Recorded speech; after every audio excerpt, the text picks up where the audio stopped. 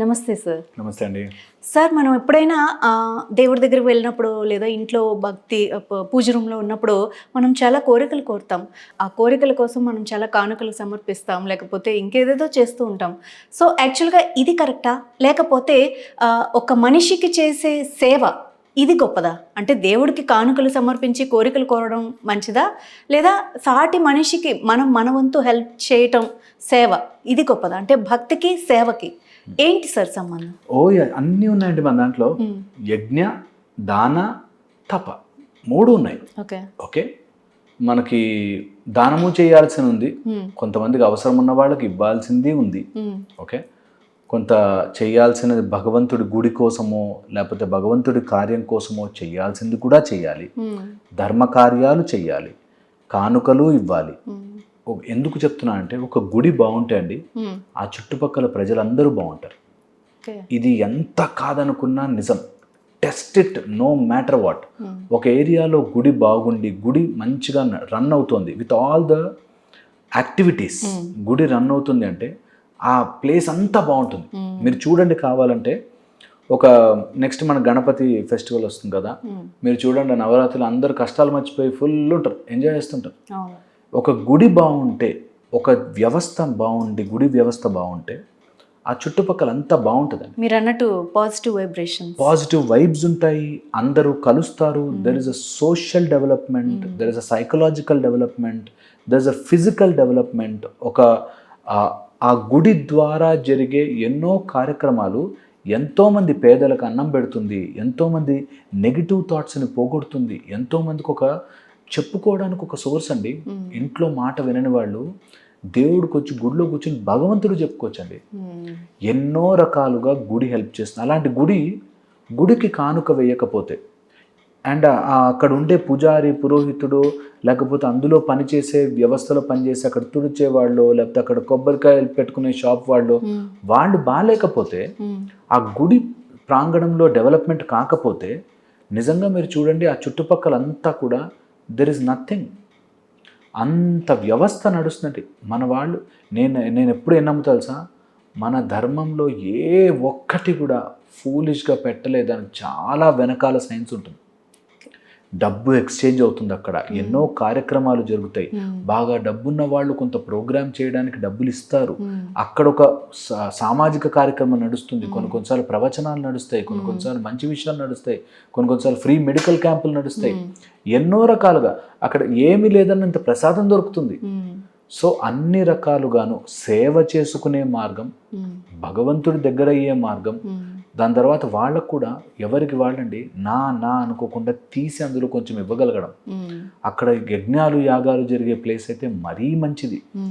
వాటి నుంచి వచ్చే నిజంగా పాజిటివ్ థింగ్స్ లైఫ్లో ఎన్నో సెటిల్ చేస్తాయి. నాతో ఒక అబ్బాయి ఇట్లాగే, మీరు డాక్టర్ కదండి ఇవన్నీ నమ్ముతారు అని, నమ్మకూడదు అవన్నీ అన్నాడు. నేను ఒక్కసారి go and see with open mind. ఎంత వ్యవస్థ నడుస్తుందో. దొంగ బుద్ధితోనే చూడాలి అనుకుంటే అక్కడ ఉన్న వాళ్ళందరూ దొంగల్లా కనిపిస్తారు. వాళ్ళు తినాలి, బతకాలి, అక్కడ ఉన్నవాళ్ళు తినాలి, బ్రతకాలి, అక్కడంతా వ్యవస్థ నడవాలి. ఒక టెంపుల్, ఏదైనా ఫెస్టివల్ వచ్చి ఆ టెంపుల్ కళకళలాడి వాళ్ళ పిల్లలు స్కూళ్ళకి వెళ్తారు. అక్కడ ఎదుగుండా పూల, నాకు తెలిసిన ఇక్కడే దగ్గరలో ఒక ఆమె ఉంటుంది, వాడు పెళ్లి చేసుకుని 2 పిల్లల్ని కనేసి తాగేసి చచ్చిపెడతాను. ఆ 2 పిల్లల్ని అక్కడ పూల షాప్ పెట్టుకుని అక్కడ కొబ్బరికాయలు పెట్టుకుని అమ్మే బతుకుతుంది. ఒక జీవనోపాధి అవుతుంది. ఆమె ఏం చదువుకోలేదు, నాకు తెలియదండి, చిన్న వయసులో పెళ్లి చేస్తారు. 2 పిల్లల్ని వేసుకుని పెరుగుతుంది, కొబ్బరికాయలు ఇస్తారు వాళ్ళు, అక్కడ పూలమాల కట్టిస్తుంది, ఒక కుటుంబం బతుకుతుంది. సో ఎప్పుడు కూడా కానుకలు వేయడము, గుడిలో కానుకలు వేయడం కానీ, డబ్బులు వేయడం కానీ, అక్కడికి ఉండే వ్యవస్థను నడిపించడం చాలా మంచిది. అందులో ఏమైనా ఫ్రాడ్ జరుగుతుందా? అందులో ఎవడన్నా వాడు డబ్బుల కోసం చేసేస్తారా? అది అన్ని చోట్ల ఉంటారండి. రోడ్డు వేయాలన్నా కాంట్రాక్ట్లో కొట్టేస్తారండి. సో డబ్బులు ఉన్న చోటే ఎక్కడో ఎవడో ఒకడు అన్యాయం చేసేవాళ్ళు ఉంటూనే ఉంటారు, అన్ని చోట్ల ఉంటారు. నేను చూశాను కదా, అన్ని చోట్ల ఉంటారు, అన్ని ఫీల్డ్స్లోనూ ఉంటారు. సో అందుకని కానుకలు ఇవ్వాలి, మన కోరికలు తీర్చుకోవడం నెపముతో భగవంతుడు గుడి బాగుంటే, నా కోరిక తీరితే గుడి బాగుంటే బాగుంటుంది అని అనే నెపంతో మనం డబ్బులు ఇవ్వడంలో తప్పు లేదు. సో కానుకలు వేయచ్చు, హుండీలో అవసరమైతే డబ్బులు వేయచ్చు. భగవంతుడి కోసం ఆయన ఇచ్చిన దాంట్లోంచి నేను సంతోషంగా ఉండి గెలిస్తే నేను గుడి కోసం చేస్తాను అనుకోవడం దేవుడికి ఇచ్చినట్టు దేవుడు ఏదో బ్యాగులు వేసుకుని తిరుగుతాడని కాదు. ఆ గుడి డెవలప్ అవుతుంది, ఆ వ్యవస్థ డెవలప్ అవుతుంది అని. కంపల్సరీగా ఇవ్వాలా, లేకపోతే దేవుడు పగబడతాడా అనుకుంటారు కొంతమంది. నేను హుండీలో డబ్బులు అయిపోతే దేవుడు పగబడతాడా? దేవుడు అండి పగబట్టడు. దేవుడు పగపట్టడు. నువ్వు మాట ఇచ్చావా, నువ్వు వేస్తాను అన్నావా, నువ్వు వెయ్యట్లేదా, అది నీ మానసికంగా నిన్ను ఇబ్బంది పెడుతుంది. అందుకని వేసేసే ఒకవేళ కుదిరితే.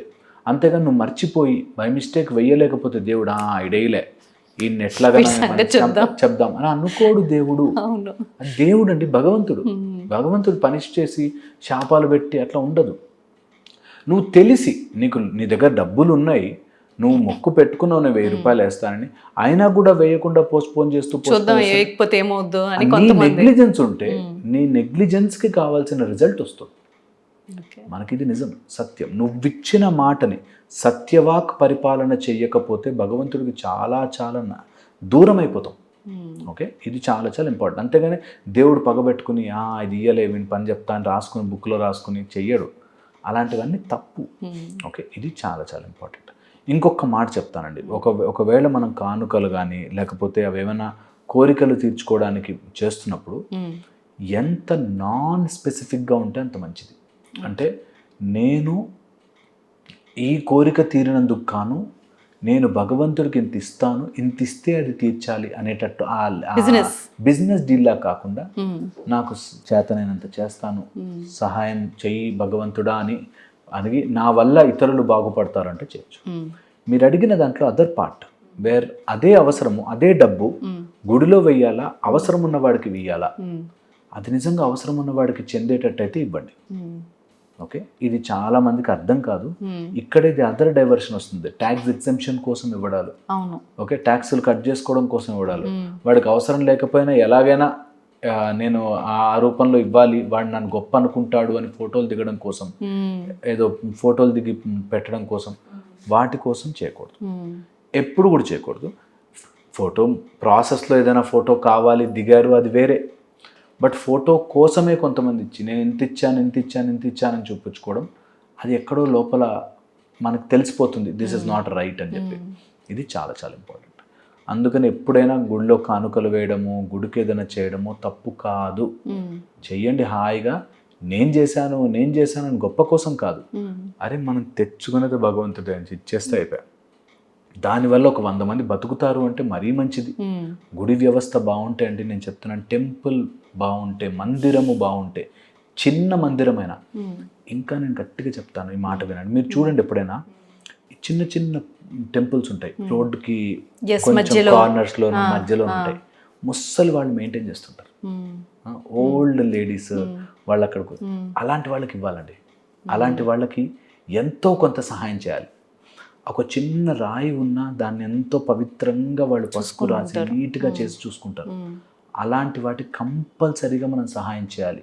మీ చుట్టుపక్కల 2-3 గుడ్లు మీరు పెట్టుకోండి. ఎవరికైనా సరే, మీ కోరిక తీరిందా తీరలేదా కాదు, కావాలని కోరిక పెట్టుకుని తీర్చుకుని వెళ్ళివ్వండి, తీర్చుకోవడం కోసం వెళ్ళివ్వండి. ఓకే, సో ఎప్పుడైతే మీరు అలా గుడిని బ్రతికిస్తూ ఉంటారో మీరు ఎదుగుతారండి. మీకు ఇవ్వగలిగితే శక్తి వస్తూ ఉంటుంది, మీరు ఇస్తూ ఉంటారు. So it's a mutual process. మీ వల్ల నలుగురు బాగుపడతారు. అందుకే అప్పుడు మానవ సేవ మాధవ సేవగా మారుతుంది. మాధవుడికి నువ్వు సేవ చేసినట్టు మనిషిలో చూడడం కాదు, నేను నీకు ఇక్కడ మనుషులందరినీ ఈ వ్యవస్థని బాగా చూసుకుంటే భగవంతుడికి దగ్గరై ఆయనకు సేవ చేసుకుంటాను అని అర్థం. ఓకే, ఇక్కడ మనిషికి సేవ చేస్తే ఆయనకు సేవ వెళ్తుందని కాదు. ఇక్కడ నేను నా చుట్టుపక్కల అంతా సంతోషంగా, శాంతిగా, ప్రశాంతంగా ఉంటే నేను ఇంకొంచెం భగవంతుడికి దగ్గర అవ్వగలను, ఇంకొంచెం నేను ఆయన సేవ చేసుకునే మార్గం వస్తుంది అనే ఉద్దేశంతో చేయడం. అందరూ మన చుట్టుపక్కల అందరూ ఏడుస్తూ ఉండి భగవంతుడికి సేవ అందదు. సో అందుకని భగవంతుడి సేవ, దాంతోపాటు మన చుట్టుపక్కల డెవలప్మెంట్ ఇది కూడా అవ్వాలి. నేను ఎప్పుడు అంటుంటే టెంపుల్స్ బాగుండి ఆ టెంపుల్ ఫండ్లోంచి ఆ చుట్టుపక్కల రోడ్లు వేయించండి, ఆ చుట్టుపక్కల ఎవరైనా అనాథ పిల్లలు ఉంటే వాళ్ళకి చదువు చెప్పించండి. వీఆర్ టేకింగ్ ఇట్ అప్ అండి. మేము నెక్స్ట్ లెవెల్లోకి తీసుకుపోతున్నాం. దట్ చుట్టుపక్కల ఒక గుడి చుట్టుపక్కల ప్రాంగణంలో చదువుకునే పిల్లలు ఉండాలి. వాళ్ళు అక్కడ నేర్చుకోవాలి, రావాలి, ఆ చుట్టుపక్కల పిల్లలందరూ కలవాలి. అది ఎవరు ఏంటి అన్నది కాదు, కుల మత ప్రాంత రాష్ట్ర భాష సంబంధం లేకుండా జరగాలి. అప్పుడే టెంపుల్ బాగుంటే సొసైటీ బాగుంటుంది. చూస్తారు కళ్ళారా ఎలాంటి వ్యవస్థ అంటే భారతదేశం అనేది చూస్తారు. అది హోప్ఫుల్లీ అది రావాలి, ఆ రోజు వస్తుందనే మనస్ఫూర్తిగా ఆశిస్తాను. థ్యాంక్ యూ, చాలా చక్కగా చెప్పారు సార్.